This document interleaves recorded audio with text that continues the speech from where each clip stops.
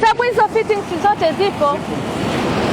Sasa kulikuwa kuna umuhimu gani wa kufunga hizo nyaya? Kwa sababu lazima rescue profession. Yaani mtu akija akiangalia, hata nyinyi mnao supervise, is purely unprofessional. Sasa ina maana tusingekuja sisi, nani anapaswa kutambua hili? Nani anapaswa kulifanyia kazi? Ni waziri, ni katibu mkuu. Nitajigawanya Tanzania nzima niwe natembea kwenye haya matenki naangalia kwamba hapa hawajafanya professional hapa. Si ndio maana ya nyinyi kuwepo? Tumepewa maelekezo ya kuhakikisha wananchi wa jiji la Mwanza wanapata huduma ya maji, na tulikuwepo hapa Mwanza kwa muda wa siku 4 tukiangalia masuala yote ya kitaalamu, na kama wataalamu tumeanza kuona impact ya kufuatilia na kufanya kazi kwa bidii na kuwajibika kwa karibu. Na ziara ya leo hii tumeamka asubuhi, tulianzia Buswelu. Wananchi wameanza kupata huduma ya maji na tumeshuhudia kwamba lile tenki limejaa maji, na mpaka dakika hii wananchi wamechota maji na tumejionea wenyewe. Mpaka sasa hivi tena kwenye magati hakuna foleni. Lakini tumetoka pale tumekuja kutembelea tenki letu la Nyegezi. Tumekuta maji yamejaa na wananchi wanaendelea kupata huduma ya maji.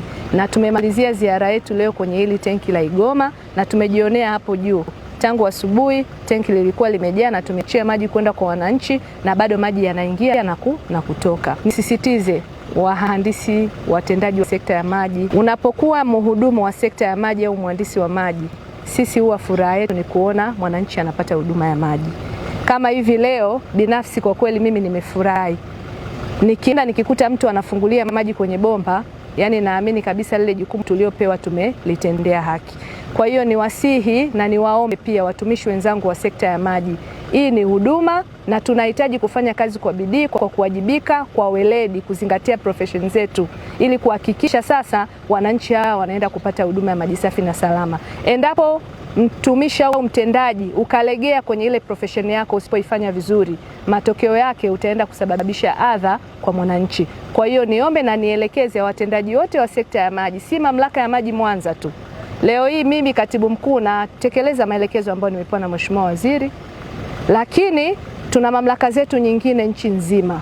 Niwaombe watendaji tuwajibike kwenye yale maeneo yetu ambayo tunatakiwa kuwajibika. Tusije tukafanya kama ambavyo yameonekana machangamoto mengine ambayo ni ya kiuwajibikaji tu kwa watumishi wenzetu. Kama wangewajibika mambo yangekuwa mazuri. Na kwa sasa hivi tumetia kambi hapa nikiwa na watendaji wenzangu, wakurugenzi, wahandisi, tuko hapa na Mheshimiwa Mkuu wa Wilaya. Tutaendelea kupokea maelekezo ya Mheshimiwa Waziri mpaka kuhakikisha stability ya huduma inaendelea kuimarika.